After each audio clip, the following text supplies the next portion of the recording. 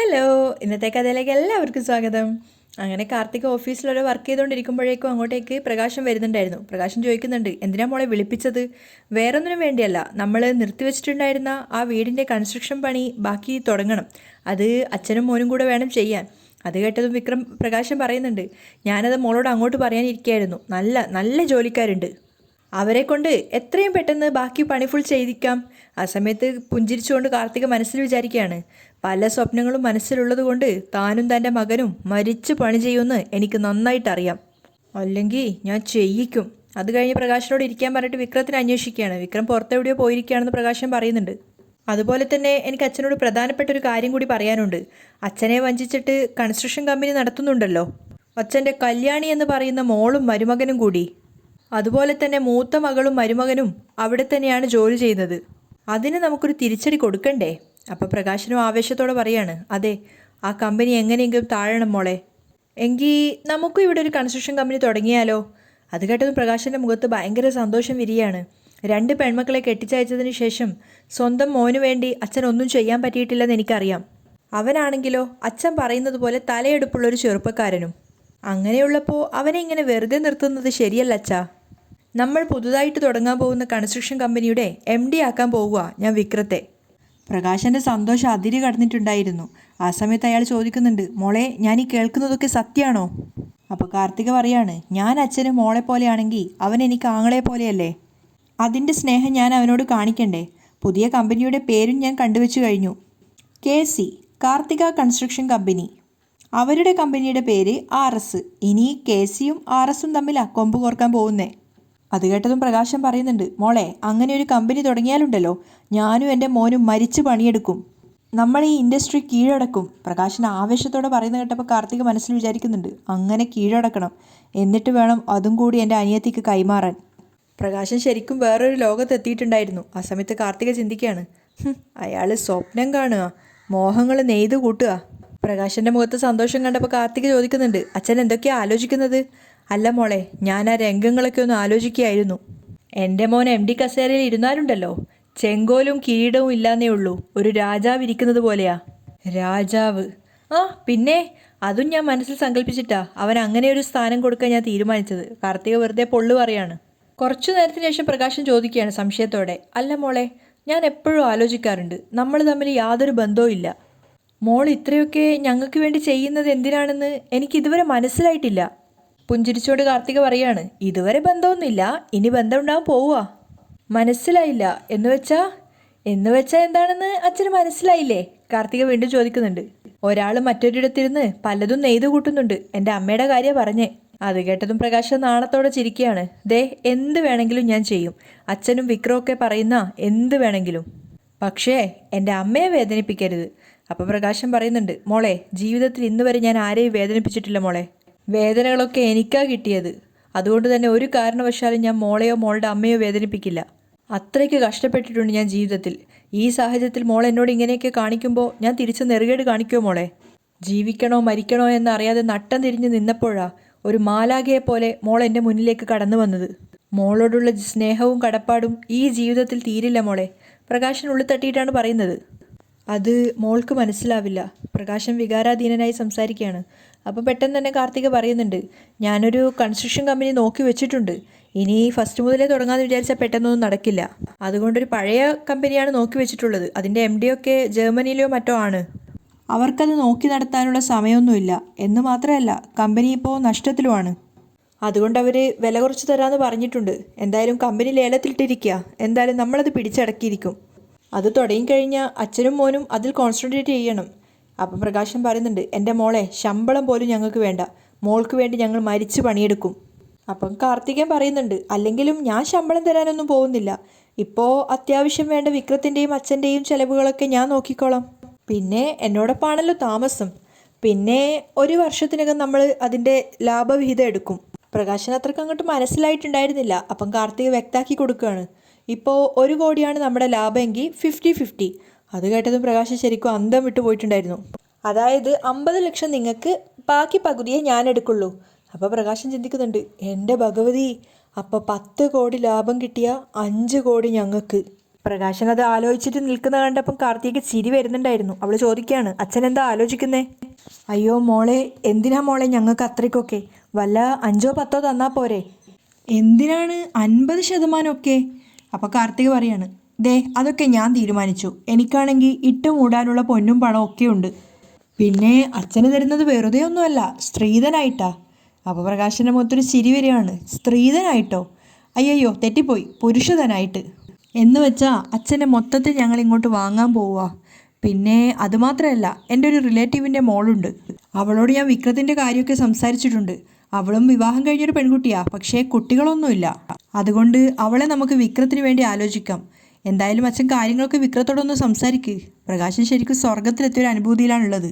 എങ്കിൽ ഞാൻ ഇപ്പം തന്നെ അവനോട് സംസാരിക്കാമെന്ന് പറഞ്ഞിട്ട് പ്രകാശൻ എഴുന്നേക്കാണ്. പെട്ടെന്ന് ഒന്നുകൂടെ തിരിഞ്ഞ് നിന്നിട്ട് ചോദിക്കുന്നുണ്ട്, അല്ല നാള് എൻ്റെ നാള് കാർത്തിക അല്ല, ഓ വിക്രത്തിന് വേണ്ടി ആലോചിക്കുന്ന പെൺകുട്ടിയുടേതാണോ എന്ന് ചോദിക്കുകയാണ് കാർത്തിക. ആ സമയത്ത് അതല്ല, പ്രകാശൻ ഇങ്ങനെ പരുങ്ങുകയാണ്.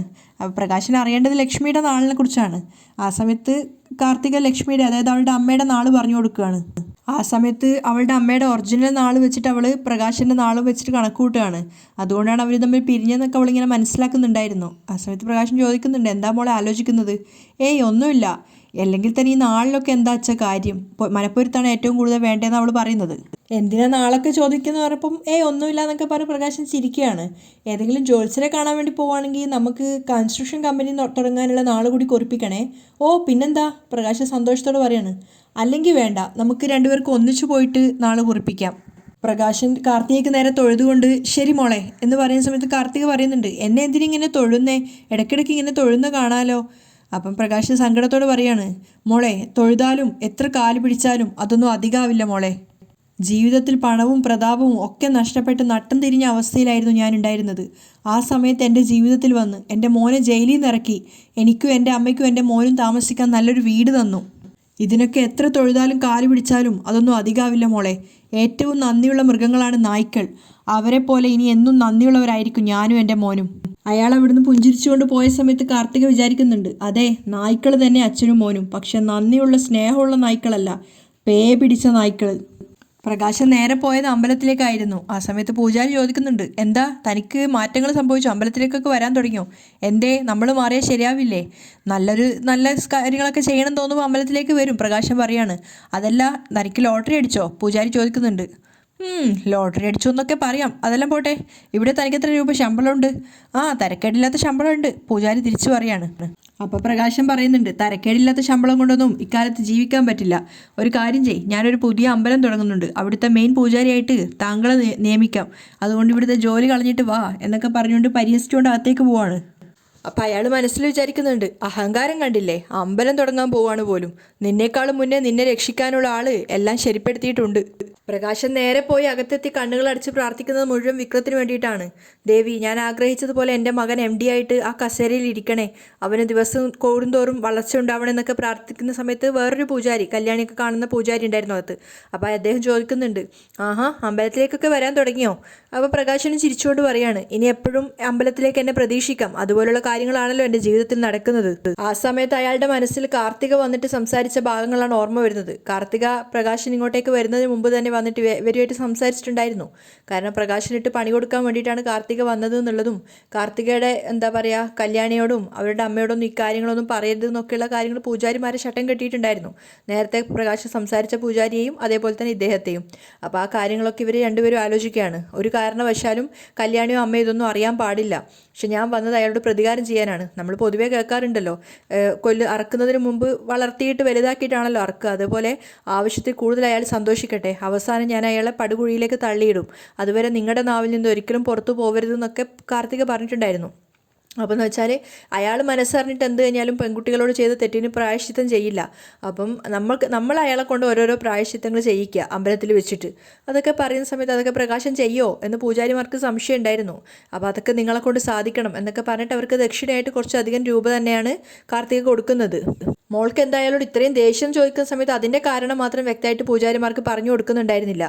അതേസമയം പ്രകാശനോട് ആ പൂജാരി പറയുന്നുണ്ടായിരുന്നു, നിർധനരായ 2-3 പെൺകുട്ടികൾ ഇവിടെ വരുന്നുണ്ട്, അവരുടെ കാൽ കഴുകി പാദം കഴുകി കൊടുക്കുന്നത് നല്ലതാന്നുള്ള കാര്യം പറഞ്ഞു കൊടുക്കുന്ന സമയത്ത് പ്രകാശൻ പുച്ഛത്തോടെ പറയാണ്, പെൺകുട്ടികളുടെ പാദം കഴുകാനോ? അതും ഈ പ്രകാശൻ, എനിക്ക് 2 പെൺകുട്ടികളായിട്ട് ഞാൻ ഇന്ന് വരെ അവരുടെ മുഖത്ത് പോലും നോക്കിയിട്ടില്ല, പിന്നെയാണ് ആരാന്നറിയാത്ത പെൺകുട്ടികളുടെ പാദം കഴുകാൻ പോകുന്നത്. വല്ല ആൺകുട്ടികളാണെങ്കിൽ ഞാൻ ചെയ്തേനെ. ഞാനിപ്പോൾ ഇവിടെ വന്നിരിക്കുന്നത് അർച്ചന കഴിക്കാനാ. അർച്ചന, അതും 2 അർച്ചന. ഒന്ന് വിക്രമാദിത്യൻ, എൻ്റെ മോൻ പൂരം, രണ്ടാമത് ലക്ഷ്മി, ഉത്രട്ടാതി നക്ഷത്രം. അപ്പം പൂജാരി ചോദിക്കുന്നുണ്ടായിരുന്നു, ആരാ ഈ ലക്ഷ്മി? പക്ഷേ അമ്പലത്തിലേക്ക് തൊഴുതതിന് ശേഷം അതുപോലെ തന്നെ കല്യാണിയുടെ അമ്മ പ്രകാശിൻ്റെ ഭാര്യ അങ്ങോട്ടേക്ക് വന്നിട്ടുണ്ടായിരുന്നു, ദീപ. അപ്പോൾ ദീപ പ്രകാശൻ പറയുന്ന ഈ കാര്യങ്ങൾ കേൾക്കുന്നുണ്ടായിരുന്നു. അപ്പോൾ പ്രകാശൻ പരിഹാസത്തോടെ പൂജാരിയോട് ചോദിക്കുന്നുണ്ട്, അർച്ചന കഴിപ്പിക്കാൻ വരുന്നവരുടെ പൂർണ്ണ ജാതകം അറിഞ്ഞിട്ടേ അർച്ചന കഴിപ്പിക്കത്തുള്ളോ തിരുമേനി? ആര് വേണമെങ്കിലും ആയിക്കോട്ടെ, ഞാനതിൻ്റെ പൈസയും ദക്ഷിണയും ഒക്കെ തരാം, ഒന്നും കഴിപ്പിച്ചു തന്നാൽ വലിയ ഉപകാരമായിരുന്നു.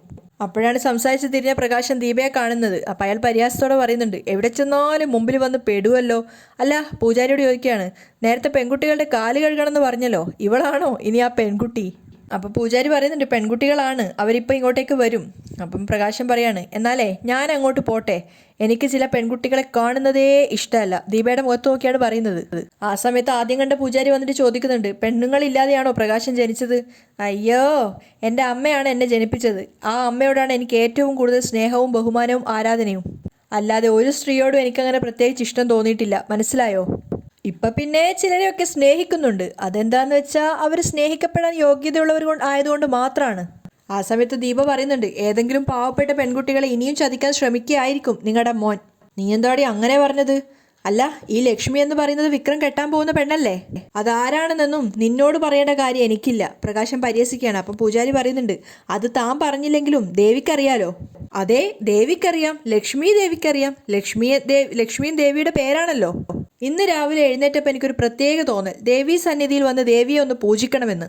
എല്ലാവരും സ്വന്തം പേരിലാണല്ലോ അർച്ചന ചെയ്യുന്നത്, ചില സ്വാർത്ഥ താല്പര്യമുള്ള ആൾക്കാർ. അപ്പം ഞാൻ വിചാരിച്ചു ദേവിയുടെ പേരിലൊരു അർച്ചന ചെയ്യാമെന്ന്. ഇന്ന് ലക്ഷ്മി ദേവിക്കാണെങ്കിൽ നാളെ സരസ്വതി ദേവിക്ക്, മറ്റന്നാൾ പാർവതി ദേവിക്ക്, അത് കഴിഞ്ഞ് ദുർഗാദേവിക്ക്, അങ്ങനെയുള്ള എല്ലാ ദേവിമാർക്കും അർച്ചന ചെയ്യാമെന്നാണ് എൻ്റെ ഉദ്ദേശം. അപ്പം മറ്റേ പൂജാരി പറയുന്നുണ്ട്, ദൈവത്തെക്കാളും മുകളിൽ പോകാൻ ശ്രമിക്കല്ലേ പ്രകാശ. അയ്യോ, എങ്കിൽ പെട്ടെന്നൊന്ന് അർച്ചന ചെയ്തു തരാമോ? I am too much light. അത് കഴിഞ്ഞിട്ട് ദീപയോട് പറയുന്നുണ്ട്, ഇപ്പോൾ ഇംഗ്ലീഷിൽ സംസാരിച്ചു പോവും, കാരണം അധികം നമ്മൾ നാട്ടിലുണ്ടാവണമെന്നില്ലല്ലോ, ചിലപ്പോൾ ചെന്നൈയിലായിരിക്കും, അതല്ലെങ്കിൽ വിദേശത്തൊക്കെ ആയിരിക്കും. അതൊന്നും ചിലരുടെ കണ്ണിൽ പിടിക്കില്ല, അസൂയാണെന്നുള്ള കാര്യമൊക്കെ എനിക്ക് മനസ്സിലായി. അതിനുശേഷം വെറുതെ ദീപ കാണാൻ വേണ്ടിയിട്ട് ഓരോരോ പ്രഹസനങ്ങൾ കാട്ടിക്കൂട്ടുകയാണ്. എൻ്റെ ദേവി, ഞാനും എൻ്റെ മോനും വച്ചല് മുകളിലേക്ക് പോണേ, അതനുസരിച്ച് മറ്റുള്ളവർ മുടിഞ്ഞു പോണേ എന്നൊക്കെ പ്രാർത്ഥിച്ചിട്ട് ദീപ കാണാൻ വേണ്ടി ഓരോ ചെയ്യാണ്. പൊന്നു ഭഗവതി, അമ്മേ ലക്ഷ്മി എന്നൊക്കെ പറഞ്ഞിട്ട് വെറുതെ ആളാൻ ശ്രമിക്കുകയാണ്. അതിനുശേഷം വലിയ ഇതിൽ ഗൗരവത്തിൽ തിരിച്ച് കാറിനരികിലേക്ക് വരുന്ന സമയത്താണ് കാർത്തികയുടെ ഫോൺ വരുന്നത്. ഇവൾ എന്തിനായിരിക്കും വിളിക്കുന്നതെന്നൊക്കെ വിചാരിച്ചാണ് ഫോൺ എടുക്കുന്നത്.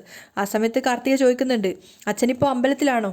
അതേ മോളെ, ഞാൻ അമ്പലത്തിലാണ്, മോക്ക് വേണ്ടി എന്തെങ്കിലും അർച്ചനയോ വഴിപാടോ എന്തോ കഴിക്കാനുണ്ടോ? ഞാൻ ചെയ്തോളാം എന്നൊക്കെ പറഞ്ഞ സമയത്ത് കാർത്തിക പറയുന്നുണ്ട്, ഇന്നൊരു വിശേഷാൽ ദിവസമാണ്. ഇന്ന് അമ്പലത്തിൽ വരുന്ന 3 പെൺകുട്ടികളുടെ കാലിൽ മഞ്ഞൾ വെള്ളം ചേർത്ത് കഴുകി കഴിഞ്ഞാൽ വളരെ അധികം പുണ്യമുള്ള ദിവസമാണെന്ന് പറഞ്ഞു കേട്ടത് പ്രകാശൻ ഞെട്ടുകയാണ്.